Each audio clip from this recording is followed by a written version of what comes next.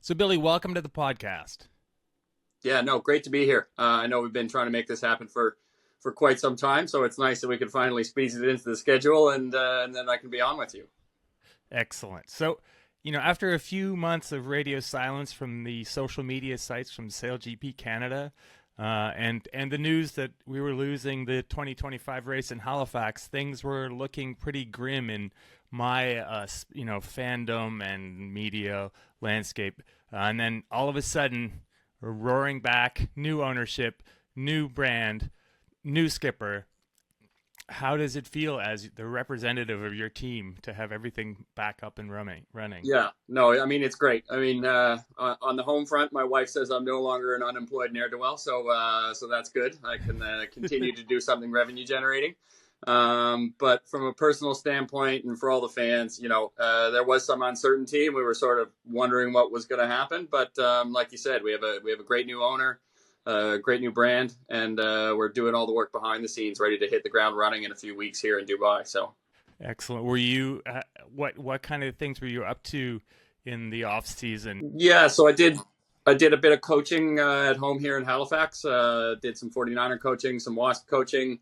I actually went to Bermuda in September and sailed with the Brazilian team. So spent some time sailing F50s in Bermuda in September. So it was good to sort of keep yourself sharp. And then just, when you own a 130-year-old house, there's never any shortage of things to do around the house. So there was a lot of getting some stuff sorted on the home front. Gotcha. Going to sail in Bermuda is never a bad project. No, it's one of my favorite places in the world to sail. So any chance you get, you jump at it. Yeah. So what can you tell me about the new owner? Yeah, so our new owner is a gentleman by the name of Dr. Greg Bailey.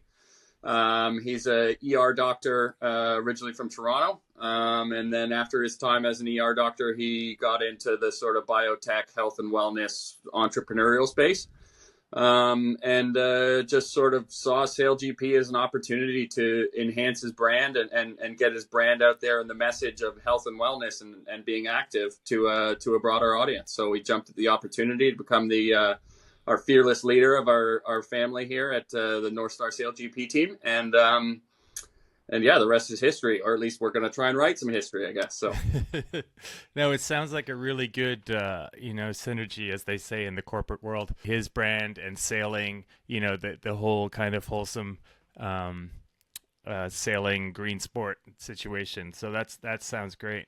And then, you also picked up a new skipper with a transfer fee, sounding very professional, like we're doing a Premier League soccer now. That's Giles Scott.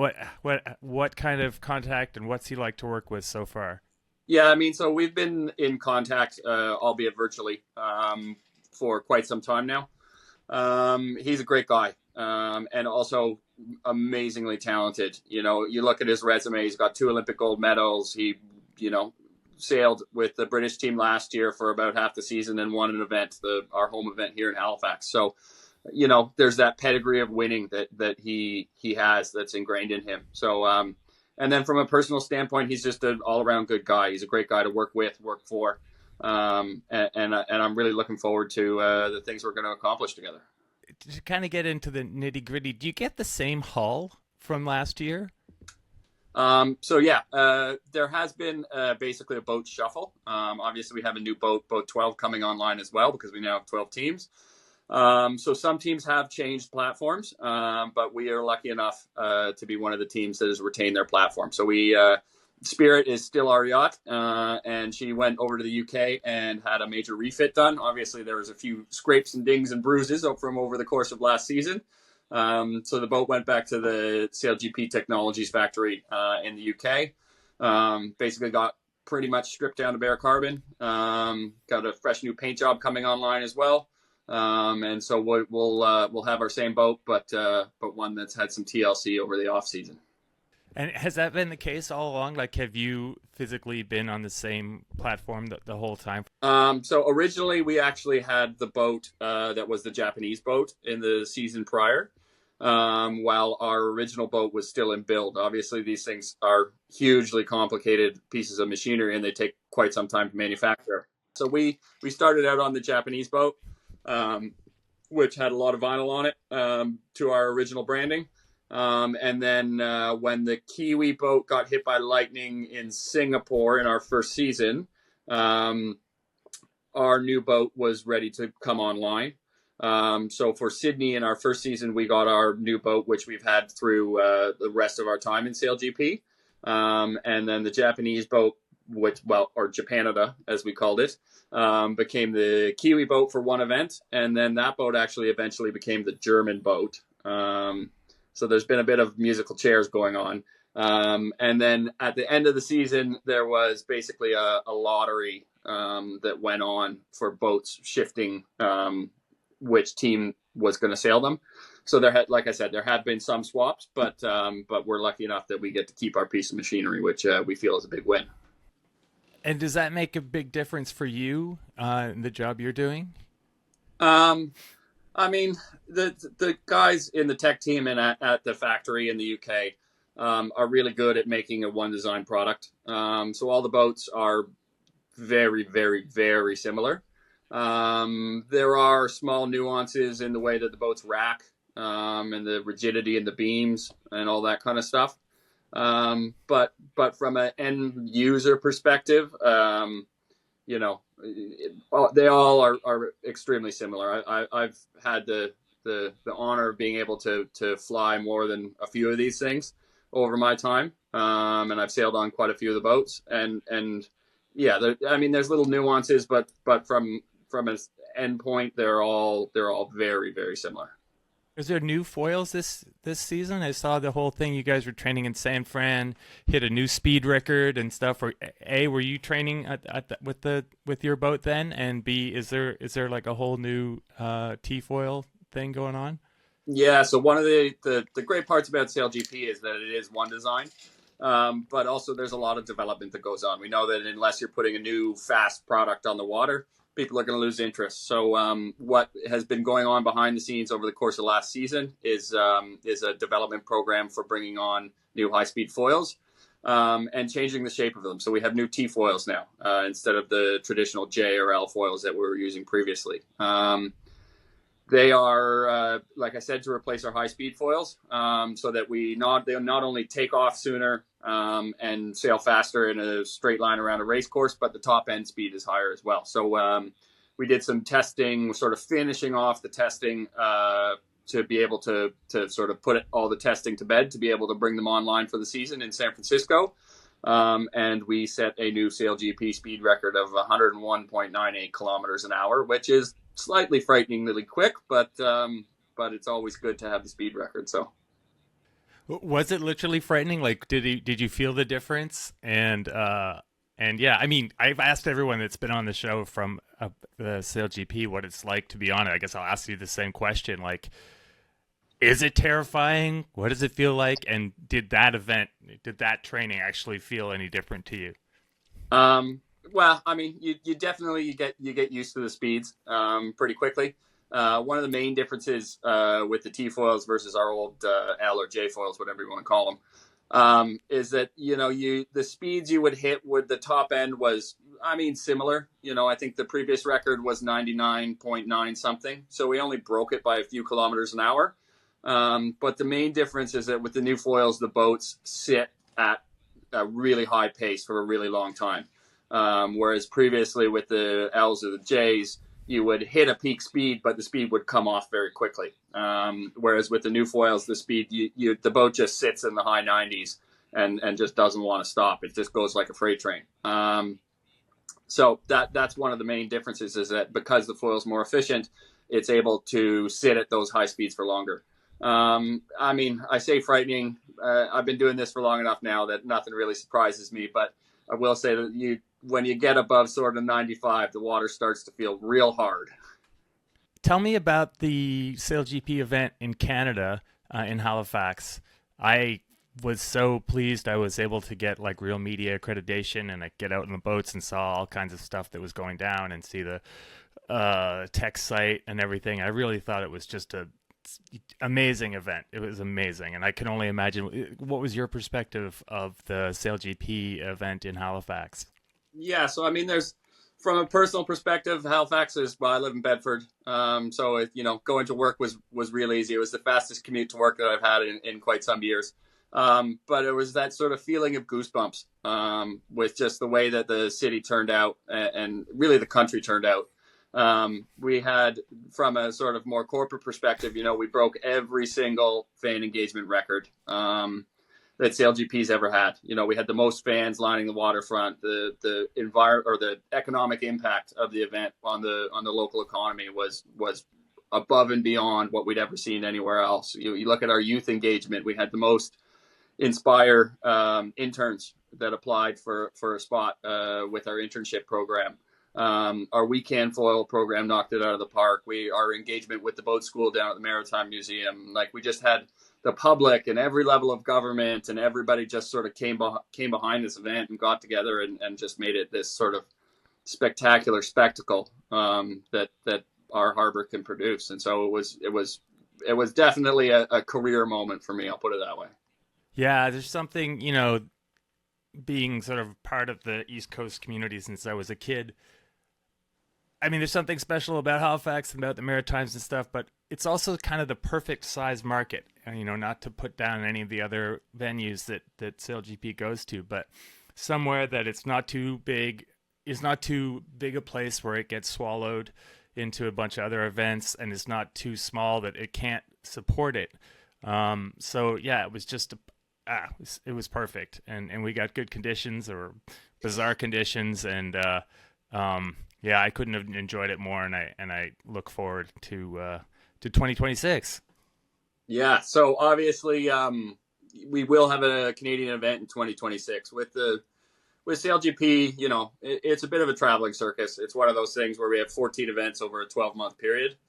And so the logistics don't always work out to have a home event for every team every year. And with our ownership situation being the way it was, they weren't about to jump through hoops to logistically to try and make a Canadian event happen. But obviously now with with Dr. Bailey as our new owner and the team in a good spot, they're keen to come back to Canada.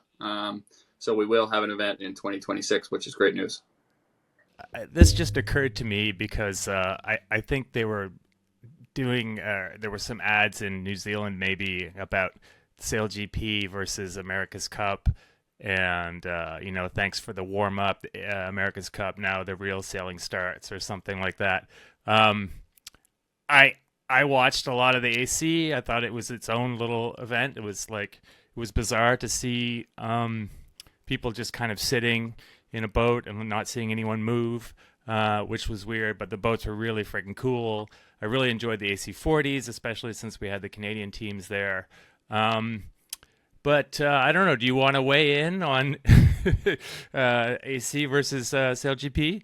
Yeah, I mean, they're two very different animals. The America's Cup, there's so much of the technology that we use in sailing nowadays that has come from the America's Cup over its long and illustrious history.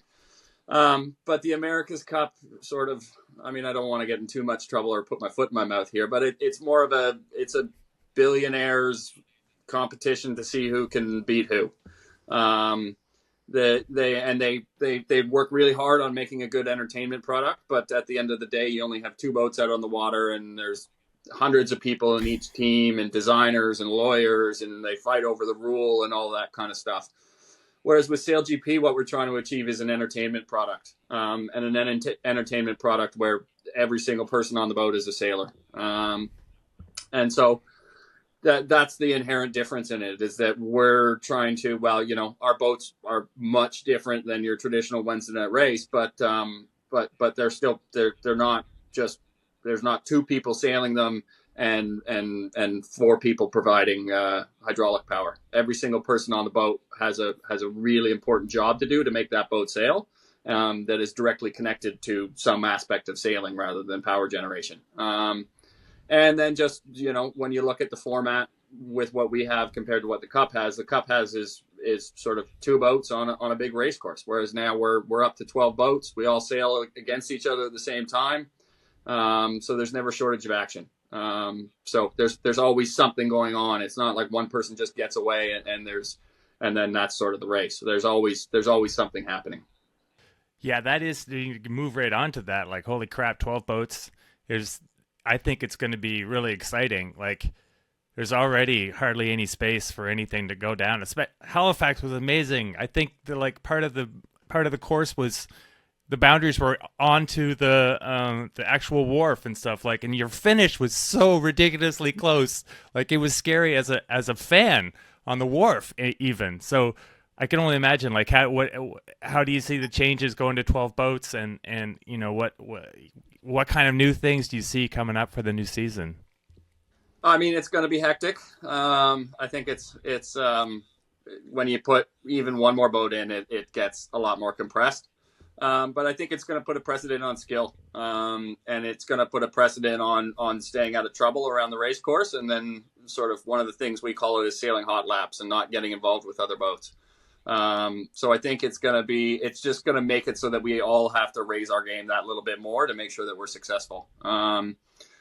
And I think, with the new T-foils coming online, it's one of those things that at the high end, they're from a simple perspective, that's easier to fly the boat and keep the boat in the air. But from the high level stuff, it's a lot harder to actually do it really, really well. So I think with that being the case, you're gonna have more control over the boat, and so that guys are gonna have more control over how they sail the boat. So there's gonna be the ability to stay out of trouble. But also there's added functionality within them that's going to make it so that the cream will really rise to the top. What is the most hectic, challenging part for you as a flight controller? It looks to me like that going off the start, screaming across on beam reach would be, you're so tight with all the other boats, and it's got to be really important that you're up on a perfect pitch on the foils. That seems to me like it would be the really challenging spot. But what, from your perspective, what's your most challenging part of the race course? I mean, I don't really see very much of the race course. I see the bow of the boat and how far that is off the water. But it's one of those things that realistically, it's a whole thing. You have to have your head down and you have to do your job the whole time. Because it doesn't really matter where you're on the race course. One mistake, and not only can you ruin your race, you can ruin a very large piece of machinery and maybe hurt some people. So the whole race is basically about 12 minutes of maximum stress.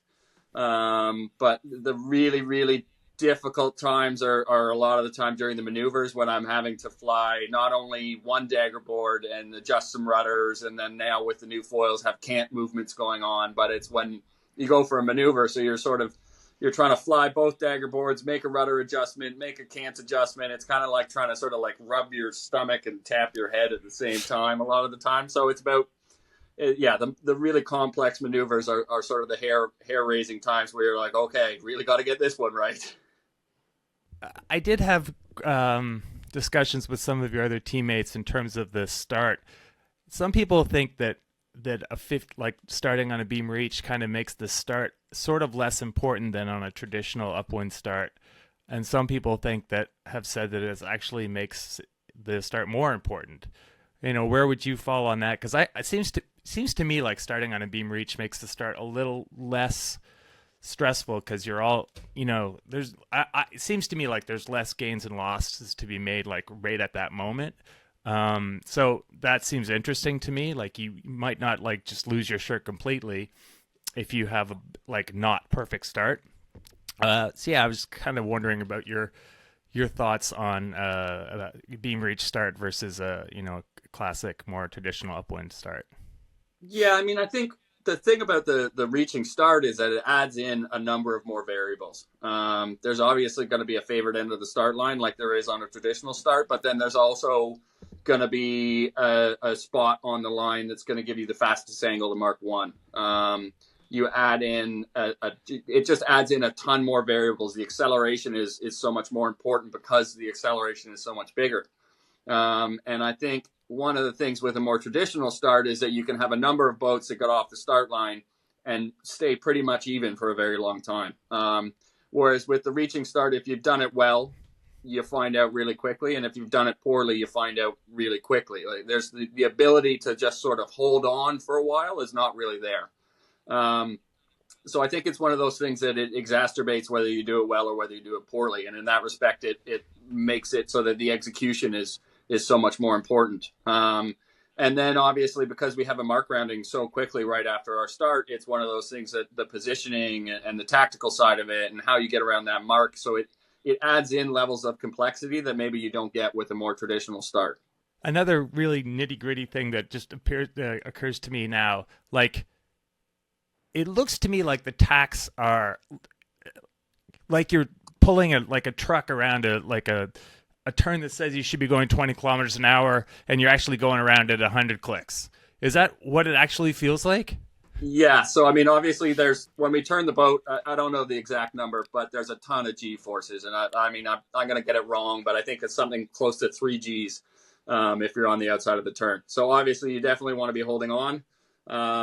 And it's an experience. Every time we have a VIP guest on the boat, there's been a couple times where we haven't warned them about the G forces. And the first time we turned, they sort of get the G forces hit them, and they have to try and hold on for dear life. So it's definitely an experience. But yeah, the G forces are real. That's for dang sure. What kind of prediction or goals do you have for this next season coming up? Yeah, I mean, the competitor in me always wants to say that we want to be on the top step of the podium. And I think that has to be your goal. But obviously in the way the formatting of SailGP, it's sort of, you get into that final race and then it's one race for all the marbles. But I think, we have some new faces coming in. Yes. But I think, when you look at everybody we have on the team from an experience standpoint, that we're in a strong place. You look at some of the other teams as well with the transfer news of losing some really important people, whereas we feel really strong with the combination that we have. So obviously we want to be near the pointy end, and then try and make it to that final race at the end of the season, and then the chips will fall where they do from there. Billy Gooderham, thank you so much for coming on the podcast. I appreciate your time. Yeah, no, thank you very much for having me. I'm glad we finally managed to make this work, and yeah, looking forward to a new season. Dubai, a couple weeks from now. I know it'll be early, but make sure that everybody tunes in. Definitely. All right. As I end the show, have fun, sail fast, make friends. We'll see you on the water.